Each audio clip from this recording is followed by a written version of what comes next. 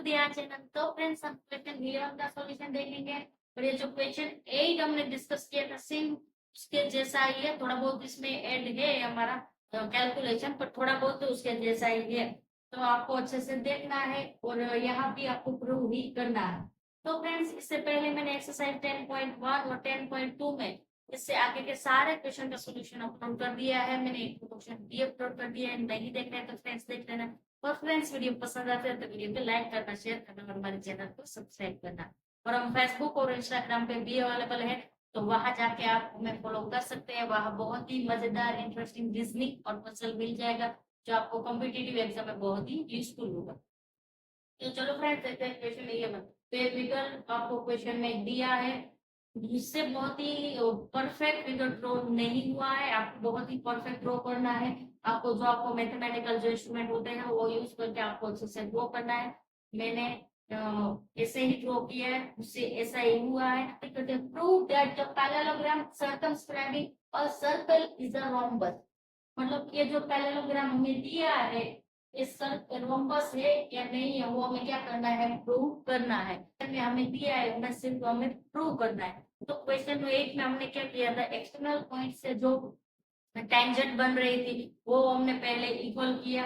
वो हमारा कौन सा थ्योरम था, थ्योरम 10.2 था। उसके बाद हमने क्या किया था, वो सारे का टोटल किया था। टोटल के बाद ये पैरेललोग्राम है, तो यहाँ क्या होगा भाई, ऑपोजिट साइड क्या होगी, इक्वल होगी।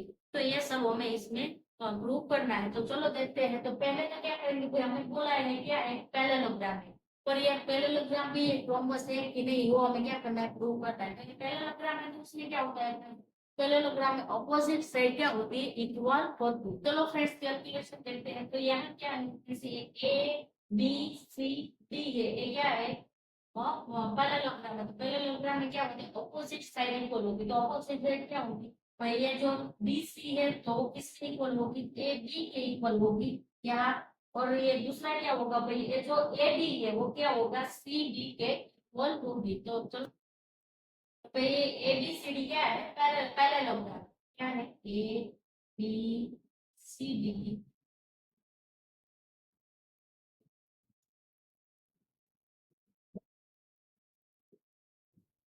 क्या है, पैरेललोग्राम। तो इसमें क्या होगा, ऑपोजिट साइड इक्वल होगी। तो ऑपोजिट साइड हमारी कौन सी है, BC है और AB है। तो क्या होगा भाई, AD इज इक्वल टू क्या होगा, BC होगा। तो दूसरा क्या होगा, AD इज इक्वल टू क्या होगा, CB होगा। AD इक्वल टू क्या होगा, BC होगा। इसमें क्या होगा, ऑपोजिट साइड क्या होगी, इक्वल होगी, साइड का इक्वल, क्योंकि ये क्या है, पैरेललोग्राम है।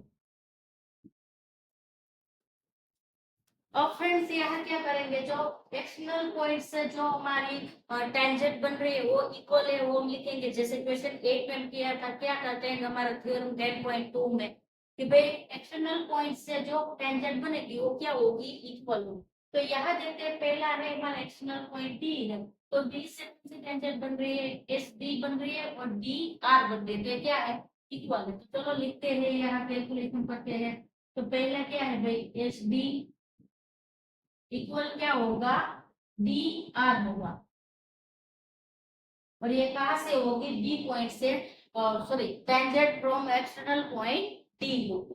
दूसरा क्या है, तो एस डी के बाद यहाँ आएगा, तो ए पॉइंट से कौन सी टेंजेंट बन रही है, एस ए बन रही है। दूसरी क्या है, ए पी बन रही है। लिखते हैं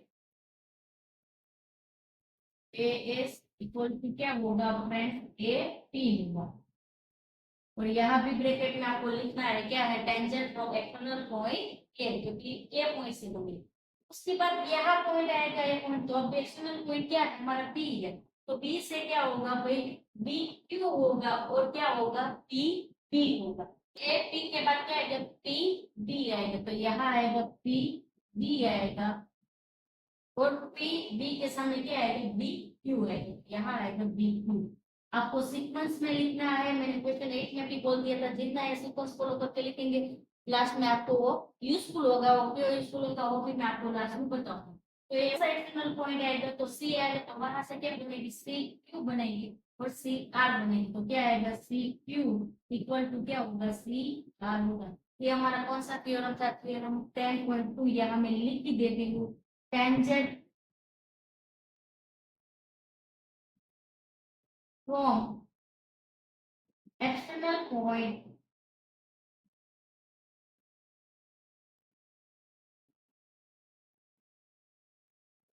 आर इक्वल। ये कौन सा थ्योरम था हमारा? थ्योरम 10.2 था, जो हमने इंट्रोडक्शन में देखा ही था। तो इसको हम क्या बोल देंगे? इक्वेशन 1 2 3 बोल देंगे। तो यहाँ आगे मेरा लिख दे दू, यहाँ जगह नहीं, इसलिए ये पहला इक्वेशन हो जाएगा हमारा, ये दूसरा इक्वेशन हो जाएगा, और ये तीसरा इक्वेशन हो जाएगा, और ये चौथा इक्वेशन।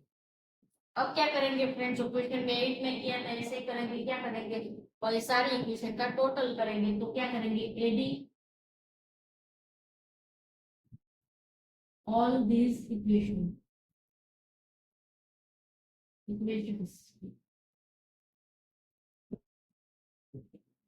तो भाई क्या करेंगे? पहले सारे लेफ्ट साइड वाले ऐड करेंगे, उसके सामने सारे राइट साइड वाले ऐड करेंगे।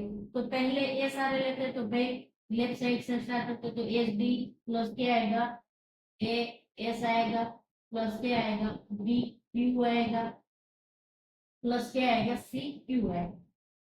ये सारे लेफ्ट साइड वाले हो गए। उसके बाद हम राइट साइड वाले कवर कर रहे हैं, तो वो सारे का टोटल करेंगे। तो पहले आएगा डी आर आएगा, उसके बाद क्या आएगा? ए पी आएगा, उसके बाद पी बी आएगा, उसके बाद आएगा सी। तो यहाँ तक तो जो हमने क्वेश्चन 8 में किया था वही था।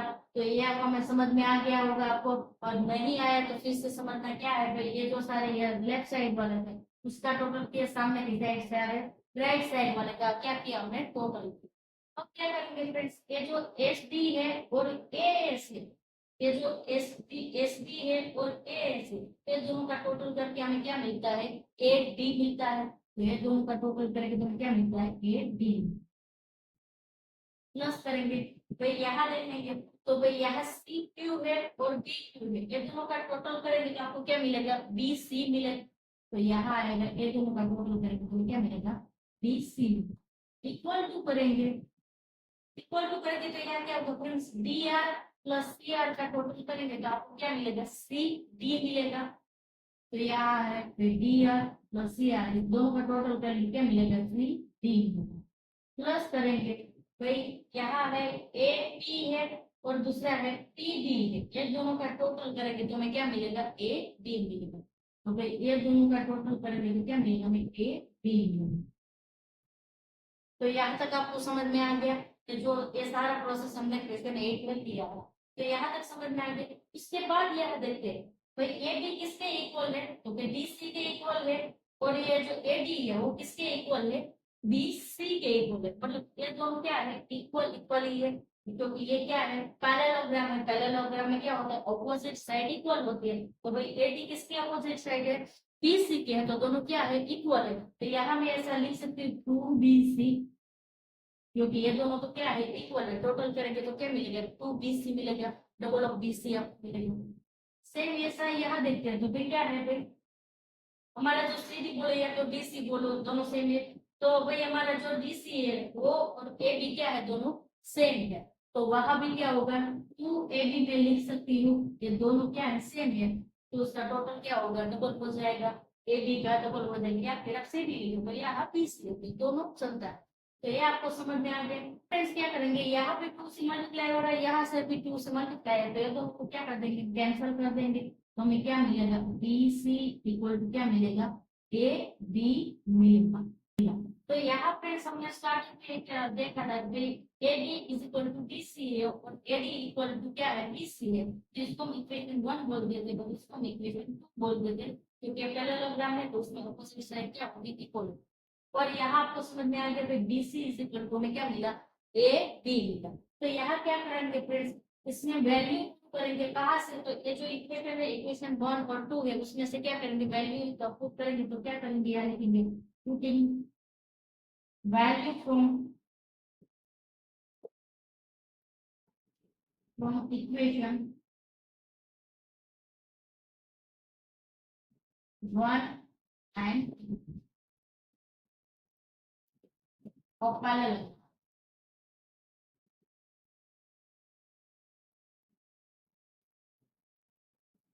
पर मैंने यहाँ लास्ट में ओ पैरेललोग्राम क्यों लिखा, क्योंकि ये जो इक्वेशन है पैरेललोग्राम के है, इसलिए आप ये इक्वेशन मत समझना, ये हमारे टेंजेंट वाले इक्वेशन थे इसलिए।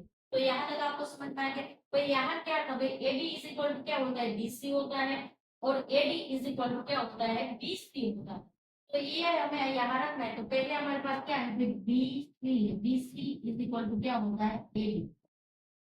तो भाई ये B C is equal to क्या होता है, एडी। तो यहाँ लिख देंगे भी एडी, और एडी के इक्वल क्या होता है, बीसी होता है। तो यहाँ आएगा बीसी। देखते हैं कि जो बीसी है, ये बीसी है, वो किसके इक्वल है, तो भाई एडी के इक्वल है, तो इसके इक्वल है, तो ये दोनों इक्वल है। उसके बाद क्या है भाई, ये जो एबी है वो किसके इक्वल है, बीसी के इक्वल है। तो मतलब ये क्या है, एक रोम्बस है, क्योंकि रोम्बस में क्या होता है, सारे साइड क्या होती है, इक्वल होती है। क्या लिखेंगे भाई हम आंसर में, A B C D is rhombus.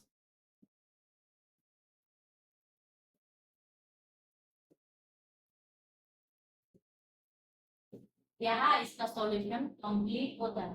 तो फ्रेंड्स ये हमें क्वेश्चन 8 देखा था, वो अच्छे से आपको समझ में आ गया होगा।